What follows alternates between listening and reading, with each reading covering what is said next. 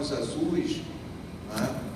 Quer dizer, de onde veio essas ideias? De onde veio esse tipo de representação? Imagino que em algum momento do caminhar de vocês, né, vocês devem ter se deparado com ela, né?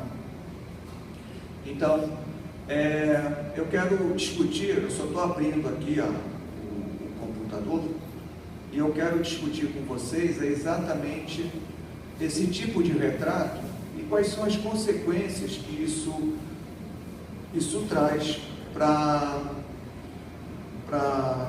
a teologia no particular, não é? Para as nossas vidas no geral. Eu, como tenho uma tendência a falar muito, então eu vou ler, mas concomitantemente à leitura, na medida em que ela for sendo feita, eu vou pedir para ser destacado os materiais que vão ajudar vocês a entenderem, né, o que está sendo dito ou proposto. Então deixa eu abrir aqui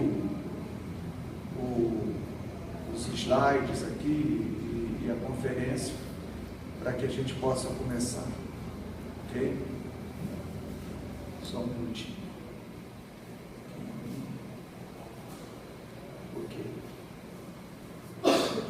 Bom, então vamos lá. Nesse primeiro slide, eu sempre vou pedir o slide seguinte, então fiquem tranquilos que eu informo aí a vocês, né? Então, nesse primeiro material, esse primeiro material era um pouco do que eu estava ponderando, né? Essa figura do Jesus histórico enquanto objeto de investigação. Acho perfeitamente normal, né? Não se torna menor, maior, mas é absolutamente bem compreensível, né, que num curso de teologia a ênfase seja a mesma aquela de buscar entender a figura de Jesus numa centralidade que perpassa não apenas como um norte para a vida de cada um desses estudantes num curso de teologia, uma importante referência, a mais importante referência para cada um dos estudantes de teologia, bem como existir num curso de teologia disciplinas que venham, sob muitos aspectos, enfatizar, não é, o elemento da mística, da fé nesse Jesus, ok? No entanto, do ponto de vista de outras disciplinas, e no particular da busca do Jesus por parte da história, né? E aí vocês podem acompanhar nas projeções que estão aí, a busca pelo Jesus de Nazaré, não de Jesus Cristo, tá? Então, isso é importante. Para nós, historiadores, a questão do Cristo, ela não ganha a dimensão que um curso de teologia destaque dá. Quer dizer, para nós, o que nos interessa é entender, né, a centralidade de um Jesus de Nazaré e até que ponto a história, a arqueologia, né, nos permitem avançar num contexto, por exemplo, de século I, para entender as especificidades desse judeu.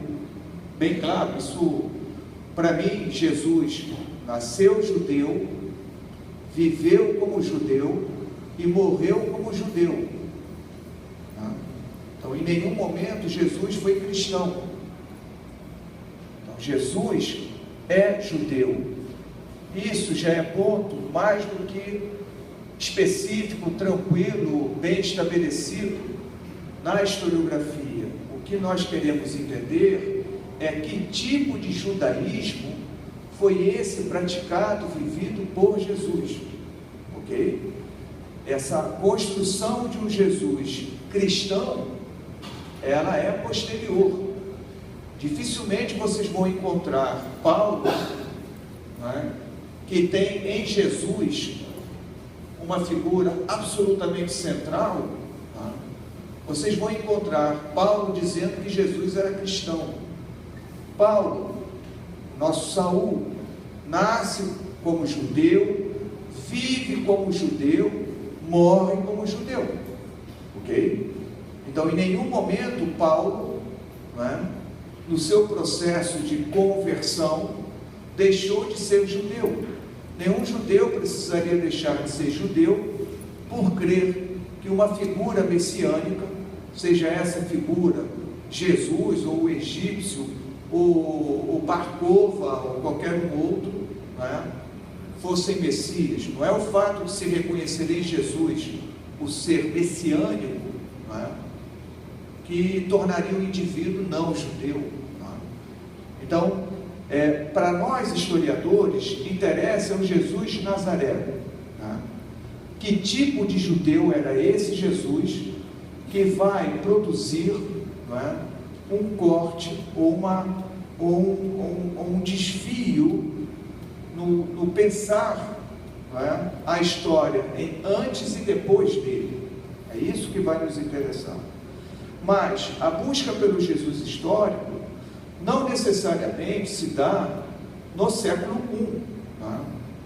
Então, em todas as vezes que nós produzimos um retrato de Jesus, tá? Esses retratos, essas ideias que nós temos e que nós passamos para o papel, escrevemos sobre ele, tá? É um Jesus que é objeto da história. Por exemplo, o período medieval vai produzir um Jesus extremamente esquálido. Se vocês olharem as representações imagéticas em telas, principalmente no final do século XIV, XV, é um Jesus extremamente magro. Tá? Então, por que esse tipo de retrato de Jesus? Por que ele precisa ser magro? Tá? Então, isso tem gente que vai estudar. Um segundo aspecto, tá? E convém observar que o Jesus histórico, enquanto objeto de pesquisa, ele é fruto do iluminismo. Então, enquanto os teólogos já estão refletindo sobre Jesus desde o século I, como eu leio, por exemplo, Atos dos Apóstolos, como eu entendo quem é esse autor?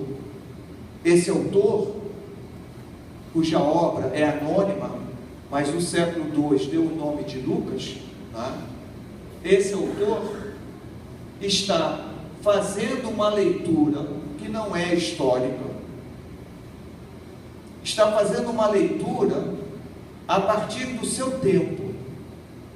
Um autor situado entre o ano 90 a 120, ele está fazendo uma leitura que, no entendimento dele, só pode ser obra e graça de Deus, isto é, como um movimento messiânico inserido na periferia da periferia do Império Romano.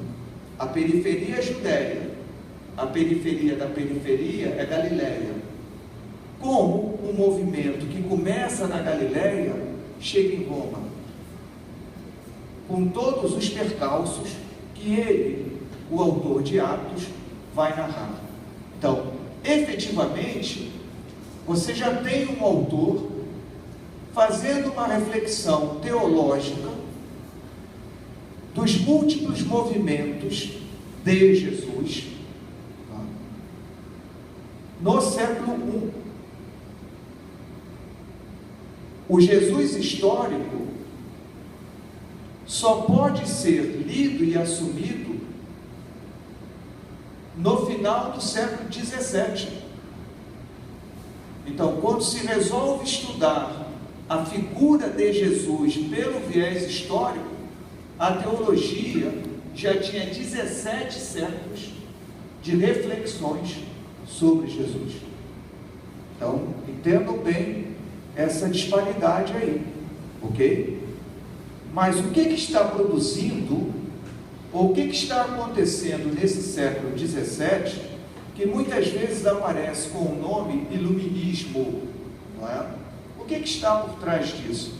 Eu acho que, em grande parte, está a consolidação daquilo que muitos de nós falamos, às vezes sem a devida reflexão, né? ou colocamos ao acaso, que chamamos de Ocidente. Tá? Então, Ocidente não é uma coisa que eu pego com a mão. Ocidente é uma ideia. E essa ideia, eu posso sistematizá-la por 3 vetores básicos. Primeiro vetor, que define ou constitui Ocidente, porque tão logo eu defina o que é Ocidente, eu terei também dito o que é o Oriente. Então, primeiro aspecto, Ocidente está assentado numa estética marcadamente greco-romana.